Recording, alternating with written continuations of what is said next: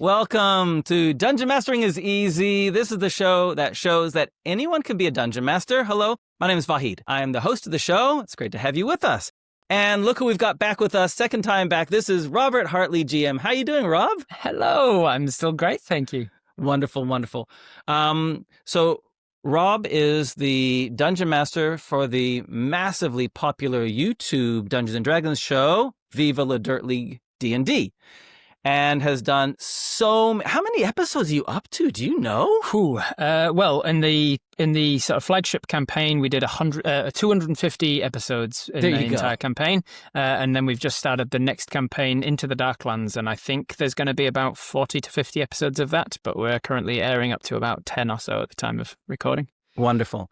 And as well as the YouTube work, Rob has his own Twitch channel, Robert Hartley GM, where he does a whole bunch of really fun, engaging D&D content, world building. Rob reads, we're reading rule books and discussing rules, through to chat-driven actual play. So, yeah. Fun having back with us, Rob. Fun to be back. Thank you for having me. Today we're going to look at an interesting theme which really kind of leans into your history and training and acting. We're going to be looking at how to create voices for characters. I chose this topic to talk about because I actually have a panel that I submit to conventions when I go that's about how to create voices for characters, especially for non-voice actors. I am a voice actor. I have a background in acting, and through my drama school we did learn voice acting techniques and things, and I think that has given me a really good stead for how to create voices, because unfortunately a lot of people think accent when they think voice. Yeah. And these are not the same thing. You do not have to be good at doing accent work in order to be good at doing voice work. You can, like, that accent is just one aspect, one ingredient in your pantry, essentially. So there's so much to a voice and what makes a voice interesting in an NPC that's not just accents. And so, yeah, I'm happy to talk about it. Where would you like to start? Well, I think actually before we go into the specific tips, I think that just the point that you've already made is really important. This idea, many of us have come into playing Dungeons & Dragons from watching shows. And many of those shows, we can all think of one very notable one. Yeah. Which is the entire cast are professional voice actors. And so a lot of people have this assumption that to play Dungeons & Dragons, you need to have a voice and possibly an accent, and the Dungeon Master needs to have accents and voices. Do you know, this wasn't a thing at all when I first started playing D&D. So it's a beautiful thing that's come in, but sometimes it puts a bit of weight of expectation to perform on a Dungeon Master, which is perhaps unfair sometimes. So why don't you give me a random character, like just a class, race, species, background, that sort of thing? Yeah, sure. Okay, so what we've got a wood elf, druid, and the wood elf druid is classic forest loner. Forest loner, hermit sort of guy. So immediately I'm thinking, okay, how do I make this a character? If I wanted to go accent work, if I feel confident with accents, I would think, what sort of accents do I use for elves in this world? As the Dungeon Master, I've got my own homebrewed world, and I tend to base certain languages, fantasy languages, on real world languages, just to give myself some consistency feeling to it. So like elves are based on Welsh. And so I might give myself a bit of a hint of a Welsh accent if I was doing it in my world. But even without accent work, I would think, okay, loner means that he doesn't really speak much to other people. He speaks to animals a lot, so maybe his vocabulary isn't that great. So maybe I immediately just start giving him small words and talking with words that aren't too big. And maybe I pace it down a bit so that he has to talk in a way that makes people think he has to really think about what words he's choosing before he speaks them. Awesome. So it's, and then maybe I think elf, something to make him elf. Maybe I make it a little bit lighter, a little bit more, the word is aspirant, more breath to your voice. So you allow a little bit more breath to come through the vocals. And so now I'm speaking with this softer voice that's a little bit more staccato. That means like broken up, a little bit more pauses, and in words that aren't too big.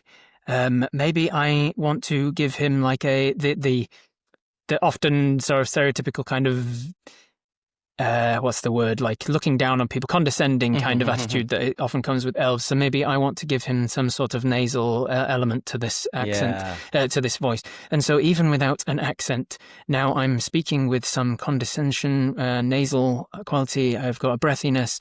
Lastly, if maybe I want to decide, is this elf male, female, androgynous? Are they young? Are they old? And so maybe that is going to affect the pitch, or what is called the laryngeal height, which is like the height of your vocal cords, like your Adam's apple. If you pull it right down, you get this deep quality, and you push it right up, and you get this sort of squeaky, gobbling kind of quality. And that's not related to your pitch, because I can have this deep quality, but still speak quite a high pitch. Quite a high-pitched thing, but with a deep quality. And vice versa, I can speak with a low pitch, but in this squeaky kind of quality. So maybe you want to add some of that in. And suddenly you've got this sort of squeaky, high larynx, nasal quality.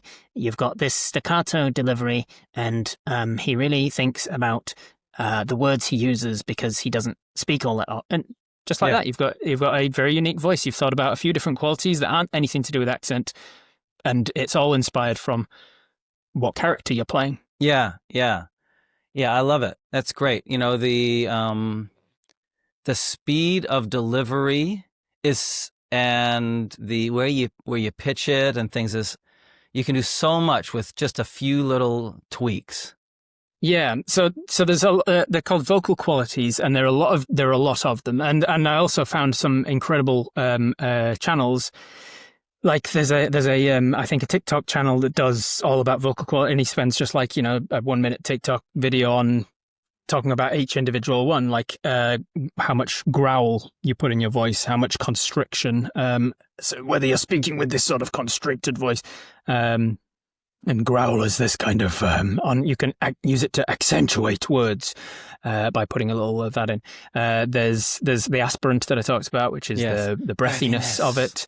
Often gives you like an angelic quality. Yes. You've got what's known as glottal fry, which is this kind of stoner voice where Valley girls. Valley girls, or like stoners, where the vocal cords are literally just not getting much energy, so they're like vibrating in a way that gives that kind of bumpy kind of texture to it. You've got your how fast you're speaking, how stressed this person feels. Like, are they a real fast talker or not? You've got the vocabulary, what sort of like long words, big words. Yes. Are they using big words but using them incorrectly? Are they using a lot of malapropisms? That's fun as well, because it indicates something about their intelligence or their education, or like their need to feel like they're more intelligent than they are. There's a whole bunch of things we can put into this that doesn't require you being good at accents. So then a couple of questions I have related to this. Okay, so first of all, brilliant. You know, you think of what's the character's kind of place in the story, and then you figure out, okay, how is the voice going to support that, right? How is the voice going to reinforce the role that this character is playing in the story and accentuate it? Okay. How do you remember the voices? Yes, brilliant question. Often for me, it's a symbol. Like if I'm playing the king, I think of a crown, or I think of myself sitting in a throne at the end of a massive, ballroom or something. Fascinating. A throne room, and it suddenly puts me in that quality. Yes. All of those qualities come into my body without me even thinking about it. Suddenly, I'm lowering that larynx to give myself more resonance, which often comes with more authority. I'm also deepening the voice a little more with the pitch. I'm considering a little more pauses in it to consider that other people are going to listen to me, regardless of how long I take, because I'm authoritative. All of that just arrives in the body. Sometimes it's like a symbol of something I think of. Other times it's a physicality. One of my first characters that I ever played at, I think around the time I was starting DMing, maybe one way or another. He was a soldier background human barbarian, and he had a broken. He'd been in a lot of fights. He'd had his nose broken, he'd had his jaw broken, and so whenever I played him, I just tipped my jaw off to the side. Yeah, and you're there. And just that simple physicality. I've just got him. I've just remembered Herman. Yeah. He's just like this, and this was Herman. Herman, human barbarian, would do anything for his friends, and it just comes because suddenly I've put myself in that physicality.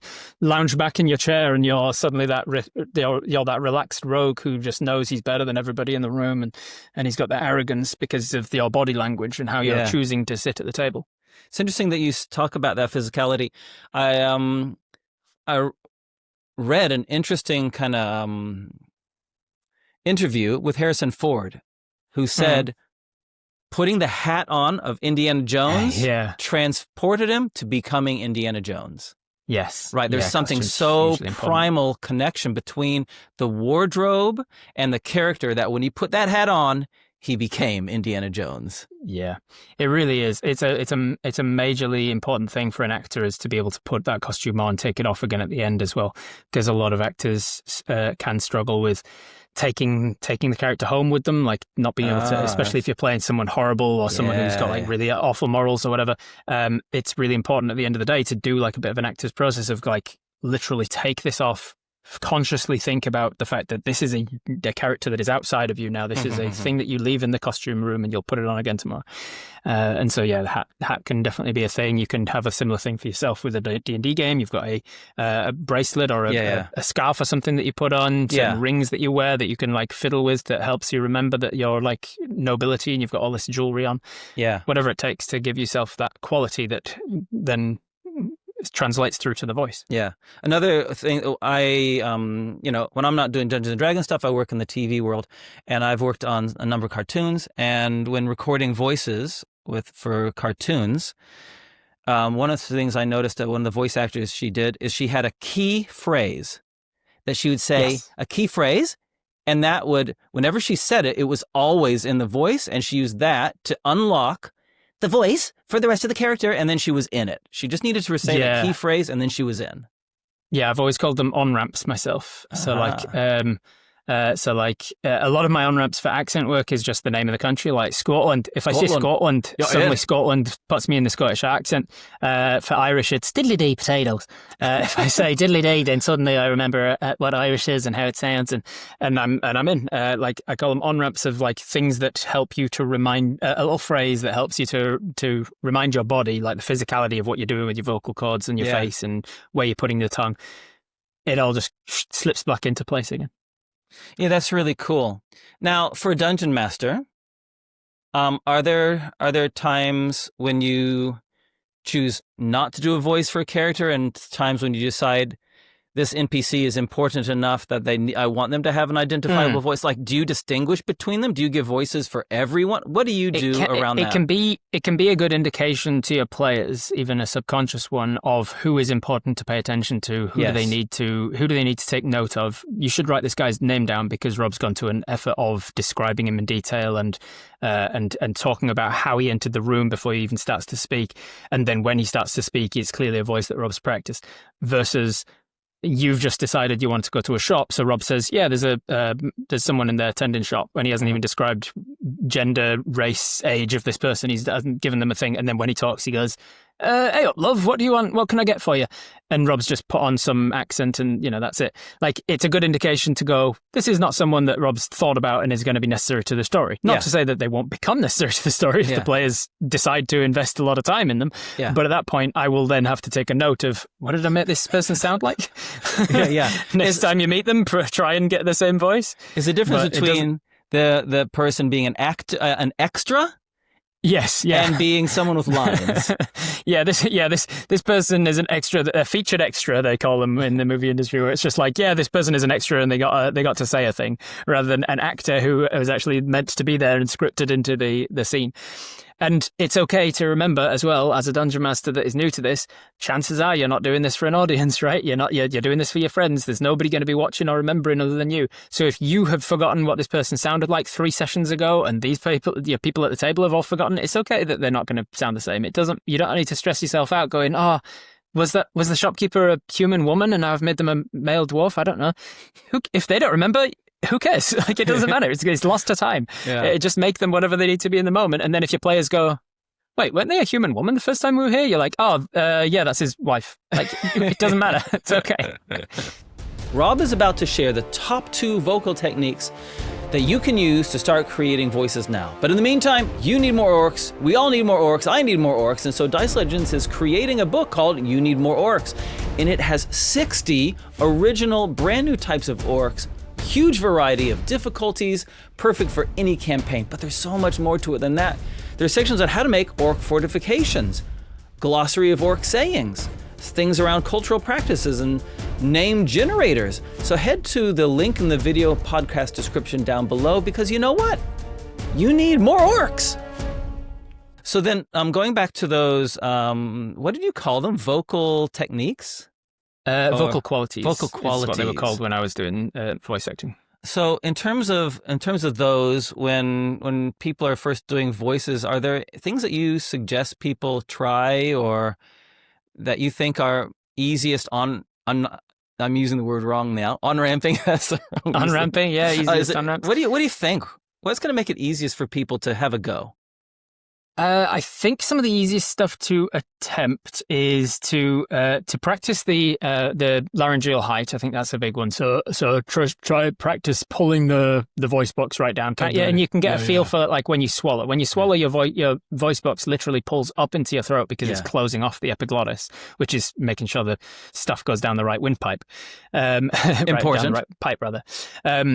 And it's closing off the windpipe, so it's pulling the vocal cords up to do that. And so you can kind of get a feel for what your vocal cords are doing by literally touching your throat as you swallow, and then feeling, oh, okay, how do I move that up and down?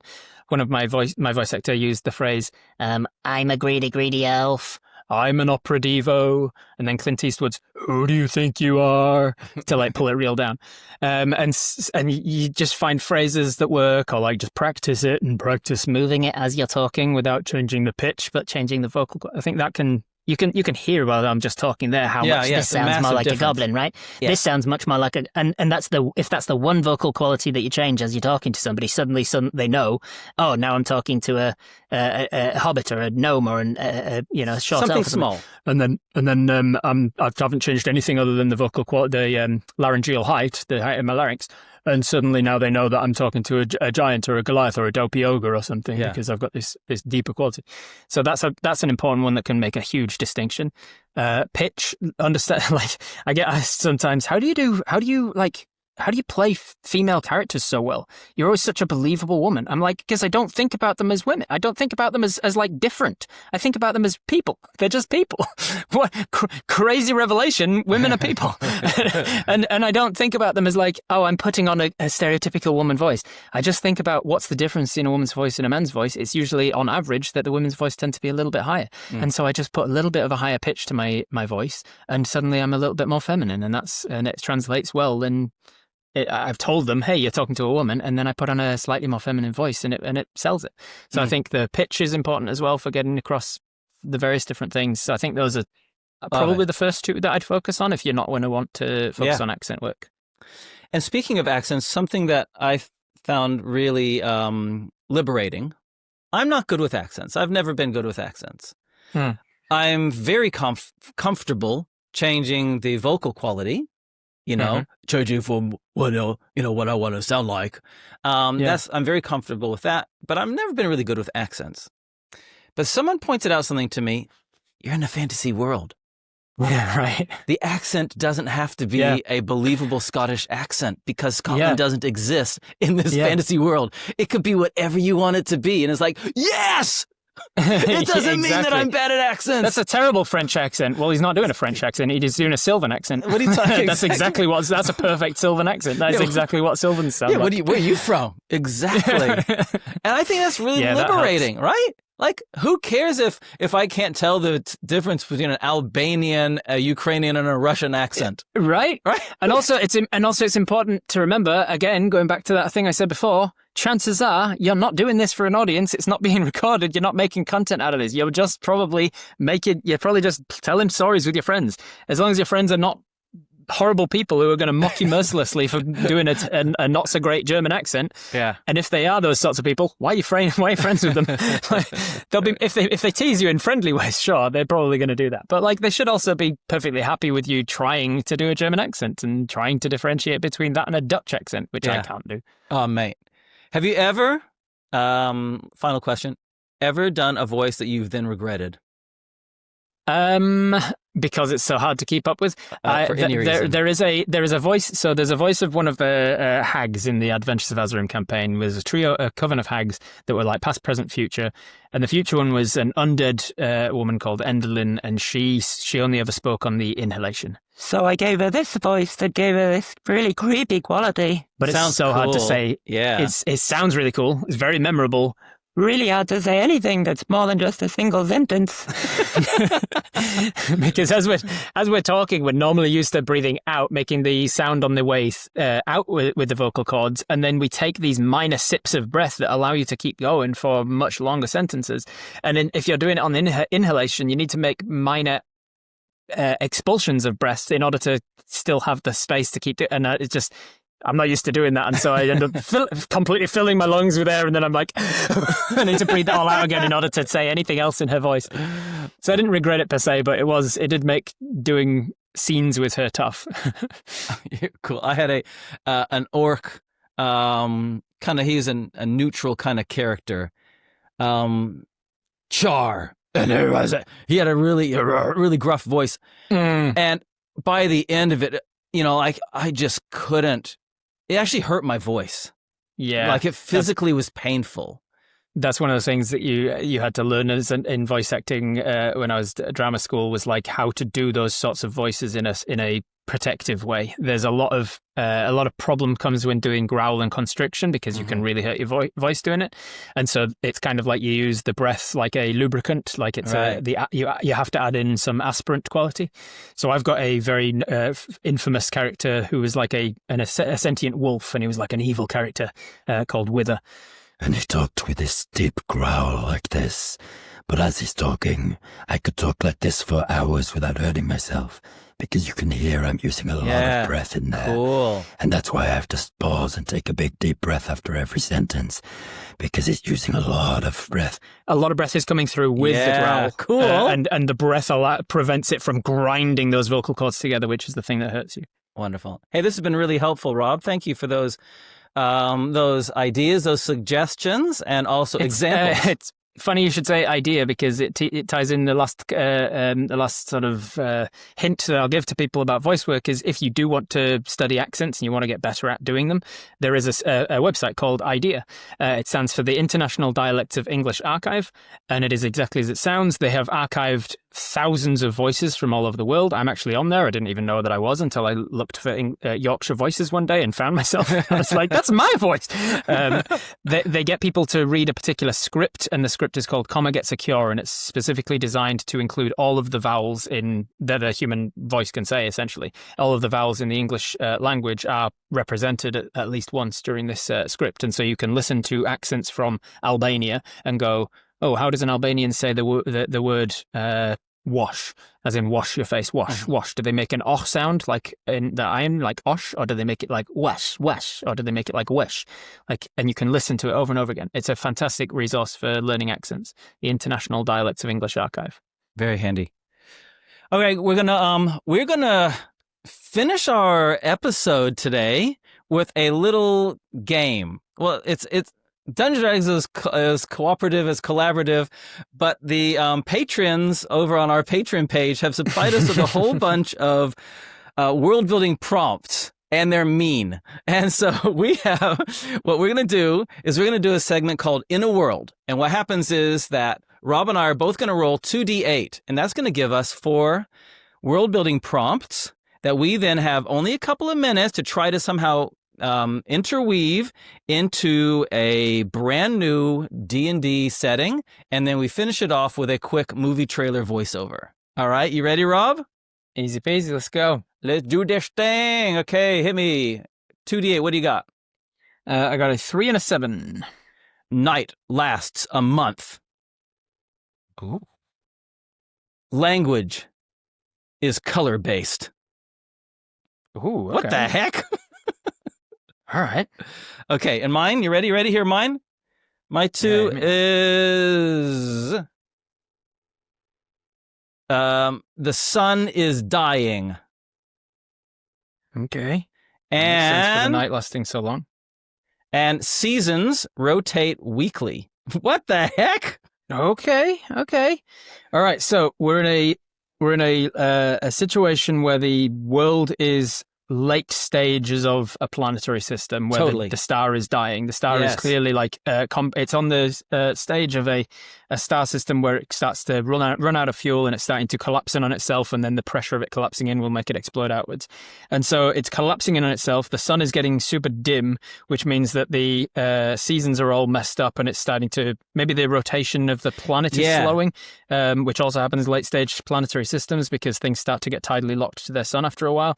And so the planet is still rotating, but slowly, which means like every time that it rotates around, you're on the dark side for an entire month before it comes back around again, which means that it starts to get real cold. And given that there's 4 seasons and months, let's say 4 weeks, the middle of that month becomes winter. So the seasons are now linked with the weeks in which it takes a week to go through like that transition period into spring, and then a week in summer and a week and by the time it comes back around, you're basically an entire month in the shadow. Yeah. And then that accounts for 3 of the 4, and then language is color-based as well. What does that even mean? Well, language is color-based. I'm throwing something really wacky out there. You ready? Yeah, hit me. Okay, it's connected also to movement of planets and things. Auroras. Oh, okay, yeah. Okay, when you're in this dark area, because of the solar radiation of the from the sun, right, is causing these really strange auroras. Solar ejections. And everyone on the planet is awash with solar energy washing through them. Yeah. So as we speak, kind of like, glimpses like auroras affect us, and that can affect the nature of magic in the world itself. I think everybody over time, as creatures have evolved on this planet in this situation where it's getting bombarded with solar energy, everybody has evolved to have synesthesia, where they associate languages with color. Yeah. In a way that some people in the world generally do. Like I was talking to somebody recently who was like, "What color is Monday?" "It's green, obviously." And I was like, "I have no idea what you mean by that." But like to some people, they have synesthesia. They associate languages and colors and things. And so I think everybody over time in this planet has evolved to have that, because certain words in this language can be like negative or harmful, and they see those as colors, like negative or nasty colors, dirty browns and stuff maybe, and then like filthy, like putrid greens perhaps. And so they hear those negative words and they stay away from them, which is like it's given them the evolutionary instinct or the evolutionary benefit of being able to like stay around people who are positive and helpful, because those things are slightly more beautiful and colorful perhaps. So what's the threat? What's the danger? What's the risk? Where's the drama? I think maybe there's a faction of like dictators or like maybe there's like an evil, maybe there's there'd be nomadic tribes, wouldn't there, who's tried to stay on with the world turning so slowly that they'd constantly be moving west to try and keep up with the planet as much as possible, and eventually the night catches up to them. They turn around and move east again. And so maybe there'd be like nomadic tribes that constantly go back and forth over these like hundreds of thousands of mile long tracks, so that they go east to speed up the night essentially. And then they go west and then they come back into the sunshine. Hold on to the day. They hold on to the day as much as they possibly can by walking with it. And I think the bad guys would be somebody who's like trying to control that tract of land, and be like, this is the and they're doing so with how does the language tie in? I think it's like using magic that's like vocal based magic. Sure. And if we use classical like fantasy tropes of darkness being evil, a breeding ground of evil, well, it has this massive, long, dark time where evil can can thrive on this solar-based magic. Also in the dark, where you're not getting inundated with the solar magic, the auroras would be lessened and you'd be able to see it less. You can't, like even people who survive with dark vision, like elves and things, in D&D, it says that you can't tell color. You can only see things in shades of grey. Yeah, that's right, yeah. And so this evil faction that knows that they're saying evil things and putting putrid lies out there, they're relying on people not being able to see the putridness, the putrid colours of their lies. And so you can't tell the color, you can't see the colours of the words they're saying. You can't see how terrible it is. And so they're building a bigger following on the dark side of the planet. In those months of night, they get away with saying things that aren't true and saying horrible nastiness about other people. Lies. And like driving propaganda and stuff. All right. Do we have enough? I think we've got it. We've got it. Do you want to be? We each do 2 lines. Do you want to be line 1 and 3 or line 2 and 4? I'll go line 2 and 4. Okay, you ready? Yes, hit me. The sun is dying as solar energy pulses through the world, converting words into magic. There is a nomadic tribe living on the fringe of light and dark, surviving for as long as they can, walking with the daylight as it slowly decreases. But in the shadows... Sorry. They can only survive. They can only survive by staying in the light, where they can see each other's words. But in the darkness of the long night, evil is growing. Fed by lies, a faction of evil threatens their very lives. Will this nomadic tribe be able to survive in the darkness for long enough to find and thwart this evil? I guess we'll find out.